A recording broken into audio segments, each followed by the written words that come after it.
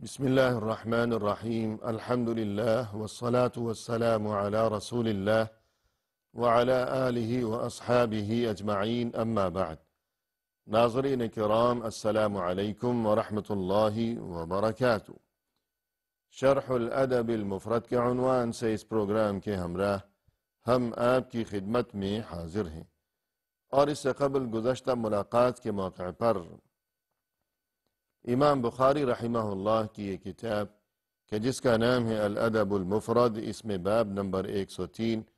ہم پڑھ رہے تھے کہ جس کا عنوان قائم فرمایا ہے امام بخاری رحمہ اللہ نے، باب اذا نصح العبد لسیدہ، یعنی غلام کے لیے یا اسی طرح خادم کے لیے ضروری ہے یہ بات کہ وہ ہمیشہ اپنے آقا کے لیے مخلص اور یہ کہ اس کے ساتھ ہمیشہ وفادار بن کر ہی رہا کرے۔ اور ہم نے یہ تذکرہ کیا تھا کہ مخلص رہنا اور آقا کے ساتھ وفادار بنے رہنا، اس کا مطلب یہ ہے کہ اپنے آقا کی اطاعت و فرما برداری کی جائے، اور یہ کہ اس کی نافرمانی سے ہمیشہ اجتناب کیا جائے،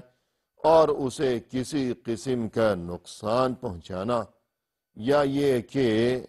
خیانت کا ارتکاب کرنا، ان تمام چیزوں سے خادم کے لیے یہ تعلیم ہے کہ وہ اپنا دامن بچائے رکھے، خواہ وہ خادم ہے کسی انسان کا، یا اسی طرح اس میں یہ بات بھی شامل ہے کہ کوئی شخص کسی ادارے میں اگر ملازمت کیا کرتا ہے تو اس ادارے کے جو معاملات ہیں اور جو وہاں کے سامان ہیں، جو اسباب ہیں، تو ان تمام چیزوں کی حفاظت کرنا اور انہیں نقصان پہنچانے سے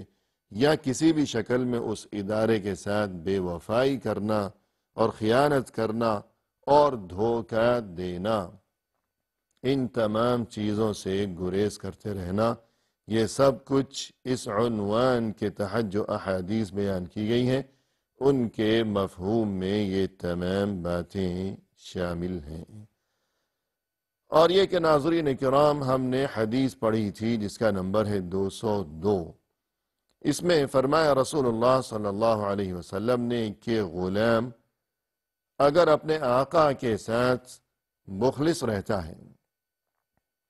اور مزید یہ کہ اپنے رب کی عبادت انجام دیا کرتا ہے خوب اچھی طرح،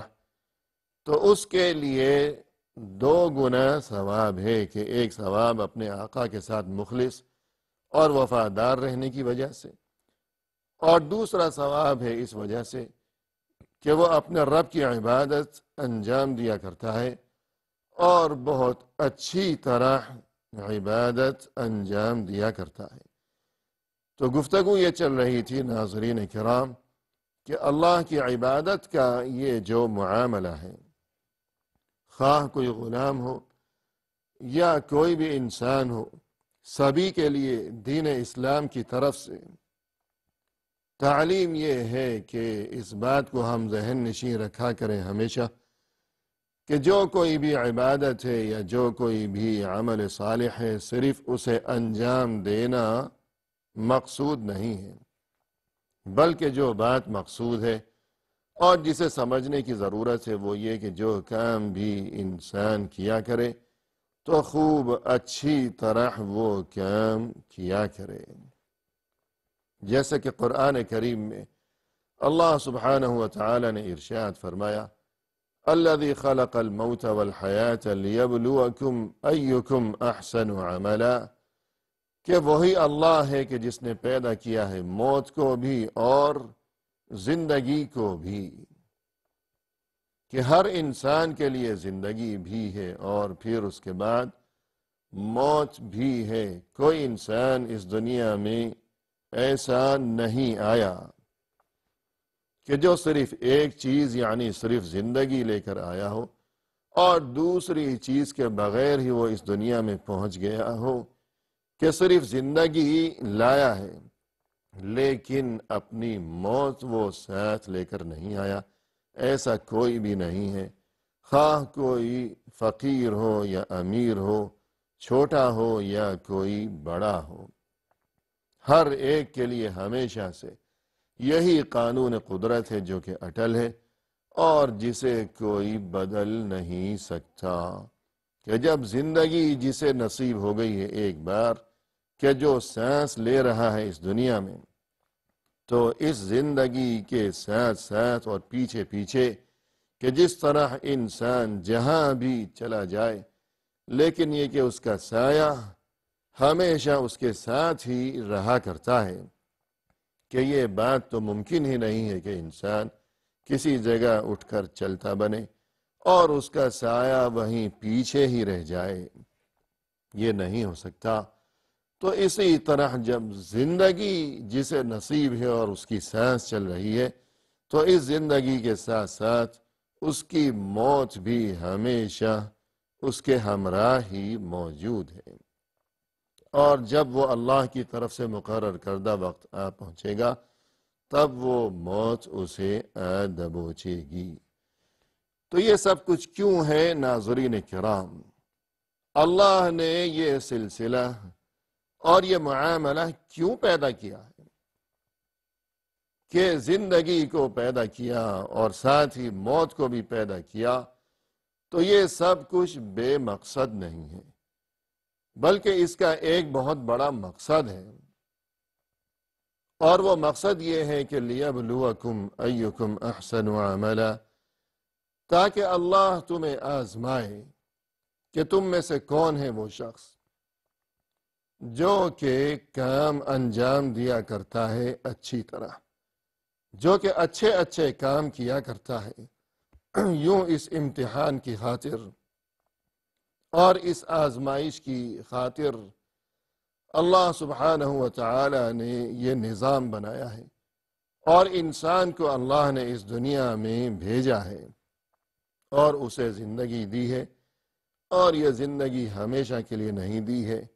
بلکہ زندگی کے ساتھ ہی اللہ نے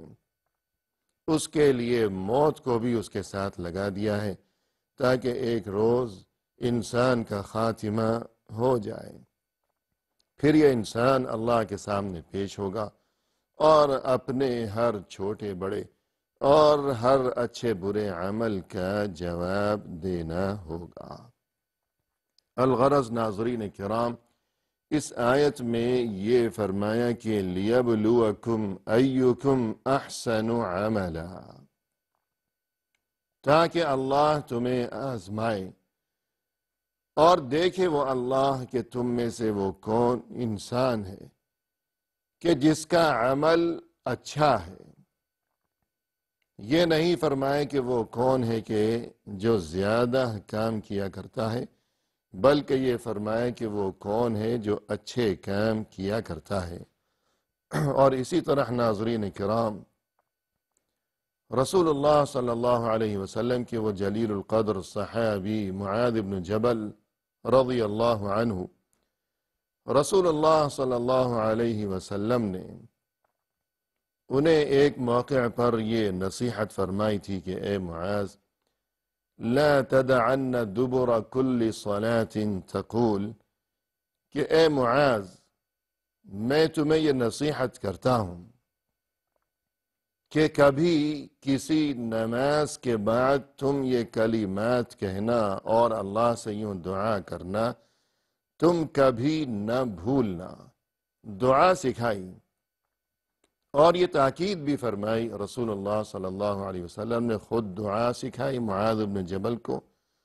اور یہ تاکید بھی فرمائی کہ کبھی ایسی نوبت نہ آئے کہ نماز کے بعد تم یہ دعا مانگنا بھول جاؤ، ایسا کبھی نہ ہونے پائے۔ اور پھر وہ دعا سکھائی کہ اللہم اعنی علی ذکرک و شکرک و حسن عبادتک، یا اللہ تو میری مدد فرما اس بات میں یا اس معاملے میں کہ میں ہمیشہ خوب زیادہ تیرا ذکر کرتا رہوں، تجھے یاد کرتا رہوں، اور اس بارے میں کہ یا اللہ میں ہمیشہ خوب زیادہ تیرا شکر ادا کیا کروں، اور مزید یہ کہ یا اللہ میں ہمیشہ تیری عبادت انجام دیا کروں خوب اچھی طرح، وحسن عبادتک، حسن کا لفظ ہے کہ تیری عبادت کیا کروں، خوب اچھی طرح عبادت کیا کروں۔ تو اس سے یہی بات سمجھ میں آئی کہ صرف عبادت کر لینا کافی نہیں ہے، کہ انسان یہ سوچے کہ یہ محض ایک فرض ادا کرنا ہے اور ذمہ داری کا ایک بوجھ ہے سر پر، بس کسی بھی طرح یہ بوجھ اتار دیا جائے، ایسی سوچ اور ایسا معاملہ نہ ہونے پائے، بلکہ جو بات ضروری ہے اور یہ کہ وہ عمل جو کہ اللہ کے ہاں مقبول ہوگا، تو اس کے لیے یہی بات اور یہی شرط ضروری ہے کہ جو کام بھی انسان کیا کرے عبادت کے سلسلے میں، تو خوب اچھی طرح وہ کام انجام دیا کرے۔ اور یہاں مزید ایک بات ناظرین کرام جسے سمجھنا ضروری ہے، وہ یہ کہ اب یہ عبادت اور یہ کام اچھی طرح انجام دینا، تو اس سے کیا مراد ہے؟ اس کا مطلب بھی تو ہمیں معلوم ہونا چاہیے۔ تو بقول اہل علم اچھی طرح عبادت انجام دینا کہ وہ احسن عبادت ربی، احسن، اور جیسے کہ قرآن کریم میں کہ لیبلوکم ایکم احسن عملا، تو یہ احسن اچھی طرح کام کرنا، اس سے کیا مراد ہے؟ احسن کیا چیز ہے؟ تو احسن سے مراد یہ ہے بقول اہل علم ما کان اخلص و اصوب،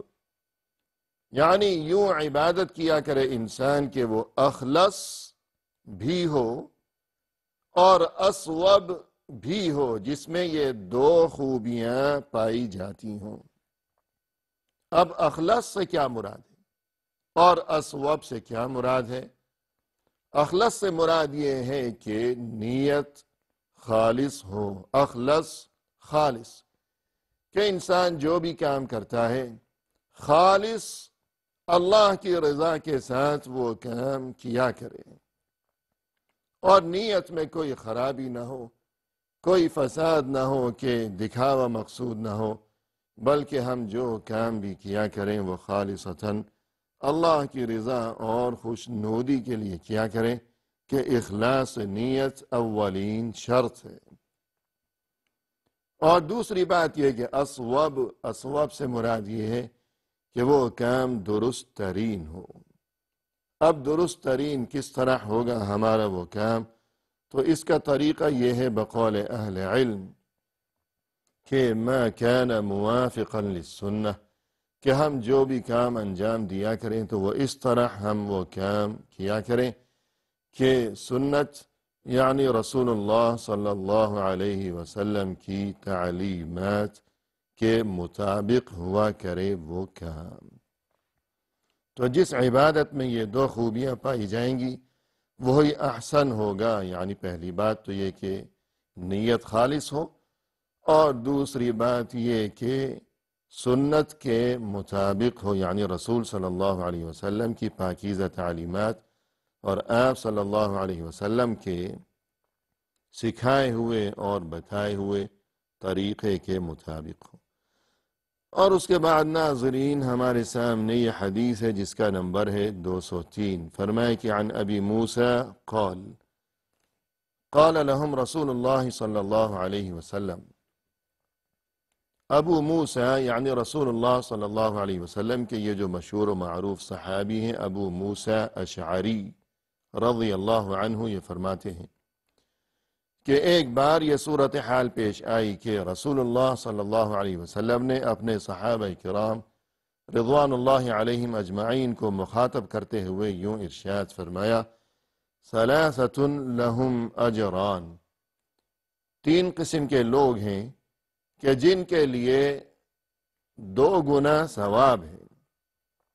یعنی ایک ہی کام ہے لیکن ثواب ان کے لیے 2 گنا ہے، 2 مرتبہ، یعنی بڑھا کر انہیں ثواب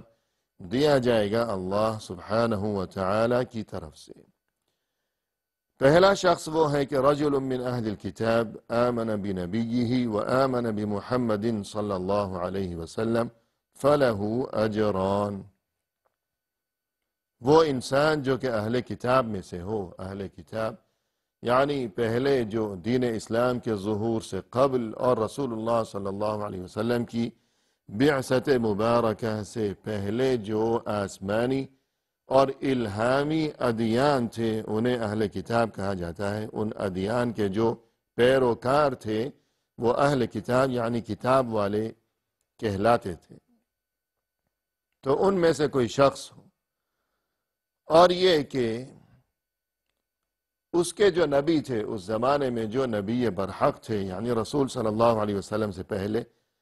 تو اپنے نبی پر جس نے ایمان قبول کیا کہ اس زمانے میں دین اسلام سے پہلے وہی دین برحق تھا، وہی سچا مذہب تھا، تو اس نے اس سچے مذہب کو قبول کیا، اپنایا۔ اور اس کے بعد یہ کہ جب رسول اللہ صلی اللہ علیہ وسلم کی بعثت ہوئی اور دین اسلام کا آفتاب جب طلوع ہو چکا، تو اب اس شخص نے رسول اللہ صلی اللہ علیہ وسلم کی بھی تصدیق کی اور دین اسلام کو اس نے اپنایا اور اختیار کیا، تو اس کے لیے اللہ کی طرف سے 2 گنا ثواب ہے کہ دین اسلام سے پہلے جو دین برحق تھا، چونکہ اس زمانے میں وہی سچا دین تھا، تو اس وقت وہ اس دین پر تھا، اور جب دین اسلام کا ظہور ہو چکا تو اب پرانے ادیان منسوخ ہو گئے، اور اب یہی یعنی دین اسلام ہی دین برحق قرار پایا، لہذا اس نے اب اس دین اسلام کو بھی اپنا لیا ہے۔ لہذا چونکہ پہلے بھی یہ سچے دین پر رہا اور اب دوبارہ دین اسلام کے ظہور کے بعد پھر اس نے سچے دین کو اختیار کیا، یوں اس وجہ سے اس کے لیے اللہ کے ہاں 2 گنا ثواب ہے۔ ایک شخص تو یہ ہو گیا، اور باقی 2 کون لوگ ہیں، اور یہ کہ ان کا اس عنوان کے ساتھ کیا تعلق ہے، جو کہ امام بخاری رحمہ اللہ نے قائم فرمایا ہے اس کتاب میں، یعنی کہ خادم کو اور غلام کو چاہیے کہ اپنے آقا کے ساتھ ہمیشہ مخلص اور وفادار بن کر رہا کرے۔ تو یہ جو حدیث ہم پڑھ رہے ہیں اس عنوان کے ساتھ اس کا کیا تعلق ہے؟ تو یہی گفتگو لیے ہوئے انشاءاللہ ناظرین کرام آئندہ ملاقات کے موقع پر ہم آپ کی خدمت میں حاضر ہوں گے۔ وآخر دعوانا ان الحمد للہ رب العالمین۔